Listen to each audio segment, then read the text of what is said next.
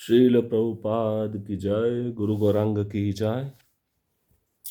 कल के सत्र में हमने सुना था भगवान रंगनाथ की शोभा यात्रा के विषय में। भगवान अपना मंदिर छोड़कर अपने भक्तों के साथ रंग क्षेत्र में भ्रमण करते हैं। उस यात्रा के दौरान बहुत सारे भक्त अनेक प्रकार के वाद्य यंत्र बजाते हैं। कुछ भक्त ढोल बजाते हैं, कुछ भक्त नगाड़े बजाते हैं। एक साथ सभी भक्त मिलकर सामूहिक हरिनाम संकीर्तन करते हैं। उस यात्रा में झंडे लहरा रहे थे। ब्राह्मण इस अवसर पर वेदों के मंत्रों का उच्चारण कर रहे थे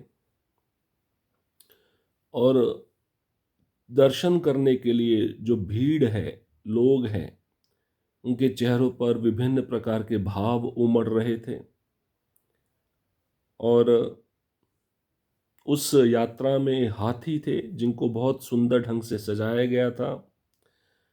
उन सभी हाथी के मस्तकों पर तिलक लगा लगा हुआ था।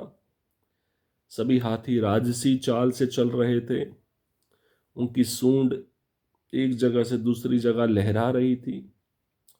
हाथियों के पीछे बैलों की सेना थी, घोड़ों का झुंड था। सभी को बड़े उल्लासपूर्ण ढंग से सजाया गया था। झांझ, ढोल, भक्तगण बजाते हुए भगवान हरि के पवित्र नाम का कीर्तन कर रहे थे और भगवान रंगनाथ स्वयं गरुड़ की पीठ पर सवार होकर अपनी पत्नी लक्ष्मी देवी के साथ पालकी पर बैठकर सब सैकड़ों भक्तों को दर्शन देने के लिए बाहर आए। पुजारी चावड़ डुला रहे थे। दक्ष गायकों की दिव्य लीलाओं का गुणगान कर रहे थे। इसी दौरान बहुत सारे भक्त नारियल, केले, केले के पत्ते, सुगंधित कपूर के दीपक के रूप में अपना प्रसाद चढ़ाने के लिए भगवान को बहुत उत्सुक थे। और गृहिणियां अपने दरवाजों और खिड़कियों पर भगवान का दर्शन करती हुई पुजारियों के उनके चरण कमलों को चढ़ाने के लिए फल फूल सुपारी की इच्छा व्यक्त कर रही थी। और पुजारी इन प्रसादों को स्वीकार करके भगवान के चरणों में अर्पण करके भगवान की चरण पादुकाओं से छूकर आशीर्वाद देकर यही भोग एक प्रसाद के रूप में उनको वापस दे रहे थे। अब इस यात्रा के दौरान एक अद्भुत घटना घटती है। धनुर्दास की रामानुजाचार्य से भेंट। हालांकि भीड़ के बीच एक आदमी चल रहा था जो बिल्कुल अलग तरीके से व्यवहार कर रहा था। वह लंबा और चौड़े कंधों वाला सुंदर व्यक्ति था और बिना किसी विशेष उद्देश्य के चल रहा था। बस भीड़ के साथ बह रहा था। अपने बाएं हाथ में उसने एक अलंकृत छत्र धारण किया था जिसके साथ वह एक सबसे सुंदर युवती को सूर्य की किरणों से बचा रहा था। अपने दाहिने हाथ में उसने एक पंखा ले रखा था जिससे वह सूरज की गर्मी से महसूस होने वाली किसी भी परेशानी को दूर करने के लिए उस महिला पर लगातार आगे पीछे डोल रहा था। अब जो भगवान रंगनाथ की यात्रा चल रही थी, उसी यात्रा में उसी भीड़ में एक आदमी भी चल रहा था और उसका चलना बिल्कुल अलग तरीके से था। कैसे पता चला अलग तरीके से था? यहाँ पे वर्णन किया गया है। वह आदमी लंबा और चौड़े कंधों वाला था, सुंदर व्यक्ति था। उसका कोई उद्देश्य नहीं था। उसका उद्देश्य भगवान रंगनाथ को देखना नहीं था। बस भीड़ में बह रहा था, चल रहा था। उस आदमी ने बाएं हाथ में एक अलंकृत सुंदर छाता धारण किया हुआ था। छाता उसने एक सुंदर युवती को सूर्य की किरणों से बचाने के लिए ऊपर उठाया हुआ था और दाहिने हाथ में पंखा ले रखा था कि अब सूर्य की किरणें इस सुंदर युवती पे पड़ेगी तो इसको पसीना आएगा। तो दाहिने हाथ में जो पंखा ले रखा था झलने के लिए कि उसको गर्मी ना लगे। उसको किसी प्रकार की परेशानी महसूस ना हो सुंदर युवती को। तो कहने का मतलब ये, इस व्यक्ति का ध्यान उस स्त्री पे था जिसके ऊपर एक छत्र धारण किया हुआ था। भगवान की तरफ इसका कोई ध्यान नहीं था उसी भीड़ में। ऐसा लग रहा था कि युवक का ध्यान सुंदर युवती की सुंदरता में इस कदर डूबा हुआ था कि वह अपने आसपास हो रही हर चीज से बेखबर था। हालांकि इस तरह के स्नेह के सार्वजनिक प्रदर्शन को देखकर कई लोग फुसफुसाए और कुछ ने मजाक में टिप्पणी की। युवक ने इस पर बिल्कुल ध्यान नहीं दिया। युवती की सुंदरता के प्रति उसका आकर्षण इतना ज्यादा था। ऐसा दृश्य अगर भगवान की यात्रा में देखने को मिले तो कई लोग मजाक उड़ाएंगे, क्योंकि उस व्यक्ति का व्यवहार ही बिल्कुल अलग तरीके से होगा। कहने का मतलब यह है, वह व्यक्ति पूरी तरह से उस लड़की की सुंदरता पे आकर्षित था, मुग्ध था। उसकी नजर उस लड़की की सुंदरता से हट नहीं रही थी। उस लड़की की सुंदरता में वह इस प्रकार डूबा हुआ था कि आसपास उस व्यक्ति को कुछ भी महसूस नहीं हो रहा था कि क्या हो रहा है। तो इस प्रकार के स्नेह के प्रदर्शन को देखकर जो सार्वजनिक लोग थे वो एक दूसरे के बारे में एक दूसरे के साथ चर्चा करने लगे, टिप्पणी करने लगे। हालांकि उस व्यक्ति को कोई फर्क नहीं पड़ रहा था। कावेरी में स्नान करने और भगवान रंगनाथ की पूजा करने के बाद यतिराज अपने शिष्यों के साथ अपने आश्रम में लौट रहे थे। जब उन्होंने देखा कि युवक अपनी साथी के साथ मार्ग के दूसरी ओर चल रहा है, उन्होंने शिष्य से कहा, दाशरथी जाओ और उस व्यक्ति को मेरे पास आने के लिए कहो जो शर्म और घृणा दोनों से रहित है। तो यतिराज रामानुजाचार्य कावेरी नदी में स्नान किए। जब वापस आ रहे थे भगवान का यात्रा में शामिल होकर, तो रामानुजाचार्य ने दृश्य देखा। उस व्यक्ति को देखा जो उस लड़की की सुंदरता पे मुग्ध था। वह व्यक्ति अपने हाथ में छत्र धारण किए था उसको सूर्य की किरणों से बचाने के लिए, और दूसरे हाथ में पंखा धारण किए हुए था उसको पसीना ना आने के लिए, ना आने देने के लिए। जब ये दृश्य रामानुजाचार्य देखे तो उन्होंने दाशरथी अपने शिष्य को बुलाया और कहा, उस व्यक्ति को मेरे पास आने के लिए कहो। ये व्यक्ति पूरी तरह शर्म और घृणा दोनों से रहित हो चुका है। जल्दी से दाशरथी ने रास्ता पार किया और उस व्यक्ति से बात की जो उस युवती की सुंदरता में इतना डूबा हुआ था कि उसे दूसरे की उपस्थिति के बारे में पता चलने से पहले उसे कई बार संबोधित करना पड़ा।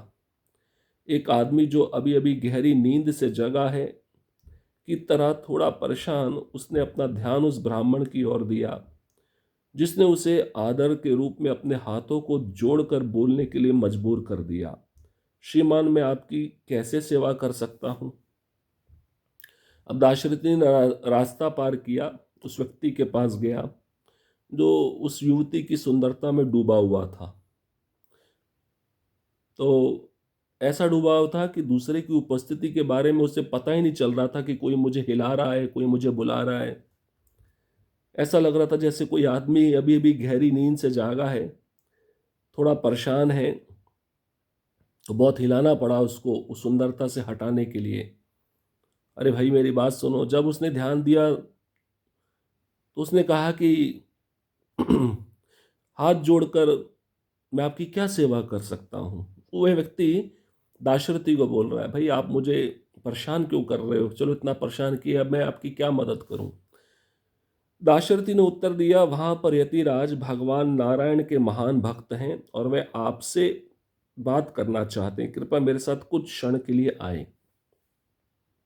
दाशरथी ने कहा कि मेरे गुरु महाराज भगवान रंगनाथ के महान भक्त रामानुजाचार्य वहां पर हैं, आपसे मिलना चाहते हैं, चलिए। प्रसिद्ध आचार्य का नाम सुनते युवक ने युवती से विदा ली और दाशरथी के साथ उस गली में चला गया जहां भक्त खड़े थे। यतिराज के चरणों में झुककर वह चुपचाप उनके सामने खड़ा हो गया। सोच रहा था कि ऐसा क्यों है कि ये प्रसिद्ध साधु उससे बात करना चाहता है। अंत में रामानुजाचार्य ने कहा, तुमने उस युवती में ऐसा कौन सा अमृत पाया है जो घृणा, लज्जा और भय को त्याग कर इस तरह से श्रीरंगम के पूरे शहर में खुद को हंसी का पात्र बनाने के बारे में कुछ भी नहीं मनन कर रहे हो? तो तुरंत वह युवक दाशरथी के साथ उस स्थान पर गया जहां पे रामानुजाचार्य अपने शिष्यों के साथ इंतजार कर रहे थे उसका। प्रसिद्ध आचार्य का नाम सुनते ही उसने अब युवती से विदा ली, और जब उस स्थान पे पहुंचा जहां पे यतिराज रामानुजाचार्य थे, उनके सामने चुपचाप खड़ा हो गया, चरणों में झुक गया। सोच रहा था वह युवक कि ऐसा प्रसिद्ध साधु उससे क्या बात करना चाहता है जो मुझे यहाँ पे बुलाया गया है। अंत में रामानुजाचार्य उस युवक से कहते हैं, भाई तुमने उस युवती में ऐसा कौन सा अमृत पाया है कि तुम्हारे अंदर ना तो घृणा है, ना लज्जा है, ना भय है। इन सब चीज़ों को छोड़कर तुम हंसी के पात्र बन गए हो। पूरा श्रीरंगम में जितने लोग हैं तुम्हारी मजाक उड़ा रहे हैं, तुम्हारा हंसी उड़ा रहे हैं। तुम्हें तुम्हें कोई शर्म है या नहीं है? हम्म इसके बारे में तुम कुछ सोचते हो या नहीं भी सोचते हो? इससे तुम्हें कुछ फर्क पड़ता है या नहीं पड़ता? लोग तुम्हारी हंसी उड़ा रहे हैं, उधर भगवान की यात्रा चल रही है और तुम इस सुंदर युवती के पीछे पागल हो, और ये भी तुम सार्वजनिक स्थान पे कर रहे हो, सबके सामने। भाई कमरे में करते तो बात अलग थी, हंसी के पात्र बन गए हो। ना तुम में लज्जा है, तुम्हें शर्म तो आ नहीं रही, ना तुम्हें डर है किसी का कि मैं गलत काम कर रहा हूं। इसके बारे में तुम सोचते हो या नहीं सोचते हो? ऐसा रामानुजाचार्य ने उस युवक को पूछा। अब युवक ने क्या उत्तर दिया? हे महात्मा, मैंने इस धरती पर कई सुंदर दृश्य देखे हैं, लेकिन ऐसा कुछ भी नहीं जो उस युवती की उज्जवल नेत्रों की आकर्षक सुंदरता से मेल भी खा सके। जब मैं उन्हें देखता हूं तो मैं इतना मोहित हो जाता हूं कि मैं कहीं और नहीं देख सकता। क्या उत्तर दिया इसने! इस सच बात है, जो जिसमें डूबा हुआ है उसी को देखता है, उसी का चिंतन करता है। अब ये पागल था उस युवती के आंखों के बारे में, तो उस युवती की आंखों का वर्णन कर रहा है। इस धरती पर कई सुंदर दृश्य देखे हैं, लेकिन उस युवती की जो आंखें हैं, सुंदर नेत्र है, उसकी सुंदरता का मेल खाने वाला कोई भी वस्तु इस संसार में नहीं है। और जब मैं उस आंखों को देखता हूं तो मैं पागल हो जाता हूं, मोहित हो जाता हूं, मैं कहीं और देख ही नहीं सकता। ये उसका उत्तर था। यतिराज ने पूछा, क्या वह तुम्हारी पत्नी है? भाई अपनी पत्नी की आंखें देखो तो कोई गलत नहीं, वो भी बार बार घूर के देखना, सार्वजनिक स्थान पर देखना, ये गलत है। तो रामानुजाचार्य अब पूछना चाहते थे, भाई जिस युवती की आंखों पे तुम इतने मोहित हो, वह क्या तुम्हारी पत्नी है? नहीं, उसने मुझसे शादी नहीं की है, व्यक्ति ने जवाब दिया। मुझे यकीन है कि भले ही वह मेरी पत्नी नहीं है, लेकिन मैं कभी किसी अन्य युवती से प्रेम नहीं करूंगा। उसने भी सच कहा, मेरी पत्नी नहीं है, मुझसे शादी नहीं की है, लेकिन मुझे यकीन है भले मेरी पत्नी ना हो, लेकिन मैं कभी किसी अन्य युवती से प्रेम नहीं कर पाऊंगा। तुम्हारा नाम क्या है? यतिराज ने पूछा। मुझे धनुर्दास के नाम से जाना जाता है, प्रतिक्रिया आई। और मैं निचुलान निचुला नगर शहर से आता हूं, जहां मैं कुश्ती में अपनी क्षमता के लिए प्रसिद्ध हूं, और युवती का नाम हिमाम्ब है। रामानुजाचार्य ने उसका नाम पूछा, भाई तुम्हारा नाम क्या है? तो उसने बोला, मेरा नाम धनुर्दास है, और निचुला नगर से मैं आता हूँ, कुश्ती में बहुत प्रसिद्ध हूँ। कुश्ती में, ताकत में मेरा कोई बराबरी नहीं कर सकता। और जो युवती जिसकी आंखों को देखकर मैं पागल हो जाता हूँ, उसका नाम हेमाम्ब है। धनुर्दास, यतिराज ने कहा, अगर मैं तुम्हें तुम्हारी प्रेमिका के नेत्रों से भी ज्यादा सुंदर नेत्र दिखा दूं, तो क्या आप इस युवती को छोड़ देंगे और दूसरे से प्यार करेंगे? धनुर्दास ने उत्तर दिया, हे महान आत्मा, यदि मेरे हेमाम्ब की तुलना में अधिक मोहपाश वाली सुंदरता से भरे नेत्रों की खोज करना संभव है, तो निश्चित रूप से मैं उसे छोड़कर उस युवती की पूजा करूंगा जिसके पास वैसे नेत्र हैं। अब रामानुजाचार्य ने धनुर्दास को कहा, भाई अगर ये जो प्रेमिका है तुम्हारी, इसके नेत्रों पे तुम इतने पागल हो, अगर इससे भी ज्यादा सुंदर नेत्र, इससे भी ज्यादा सुंदर आंखें मैं तुम्हें दिखा दूं, तो तुम इस युवती को छोड़ दोगे और दूसरे से प्यार करोगे? धनुर्दास ने भी उत्तर दिया, मेरे हेमाम्ब, उस युवती का नाम हेमाम्ब है, तो उस युवती की तुलना में अधिक मोहपाश वाली सुंदरता से भरे नेत्रों की खोज करना अगर संभव है, तो निश्चित रूप से मैं उस युवती को छोड़ दूंगा, और उससे भी ज्यादा सुंदर अगर किसी के नेत्र हैं तो उसकी पूजा करूंगा। तो आज शाम मेरे आश्रम में मेरे पास आओ। जतिराज ने निष्कर्ष निकाला, और शायद हम इस विषय में निष्कर्ष निकाल सकते हैं। अब रामानुजाचार्य ने कहा, मेरे आश्रम में आना, आज शाम को मेरे पास आओ, इससे भी सुंदर नेत्र मैं तुमको दिखाऊंगा। जैसा आपका आदेश, धनुर्दास की सम्मानजनक प्रतिक्रिया थी। फिर वह वहीं लौट आया जहां महिला उसका इंतजार कर रही थी, और फिर उसके सिर पर छाता थामे हुए उसके साथ चलना जारी रखा। तो धनुर्दास ने भी सम्मानजनक प्रतिक्रिया दी, जैसा आपका आदेश है, आपने शाम को बुलाया है, मैं शाम को आपके आश्रम में आऊंगा। उस युवती के पास जो सुंदर नेत्र है, उससे भी ज्यादा सुंदर नेत्रों को देखने। और इसका इतना कहकर धनुर्दास उसी महिला के पास लौट आया जो उसका इंतजार कर रही थी, और फिर छाता खोल लिया धूप से बचाने के लिए उसको, और पंखा झलना शुरू किया कि उसको गर्मी ना लगे, और फिर चलना जारी रखा उसने उस युवती के साथ। अब धनुर्दास जब आश्रम में पहुंचेगा तो रामानुजाचार्य उसको क्या दिखाएंगे? ऐसे कौन से नेत्र दिखाएंगे जो उस युवती से भी ज्यादा सुंदर होंगे, उस युवती से भी ज्यादा आकर्षित करने वाले होंगे, उस युवती से भी ज्यादा मोहित करने वाले होंगे? इससे हमें शिक्षा मिलती है, संसार में कोई भी सुंदर नहीं है। और जब रामानुजाचार्य जिसका दर्शन कराने जाएंगे धनुर्दास को, उससे ज्यादा सुंदर तो इस संसार में कोई है ही नहीं, क्योंकि सारी सुंदरता ही वहीं से आती है। अब धनुर्दास का उद्धार कैसे होगा, इसको हम अगले सत्र में श्रवण करेंगे। हरे कृष्ण कृष्ण कृष्ण हरे हरे, हरे राम राम राम हरे हरे। श्रील प्रभुपाद की जय, गुरु गौरांग की जय।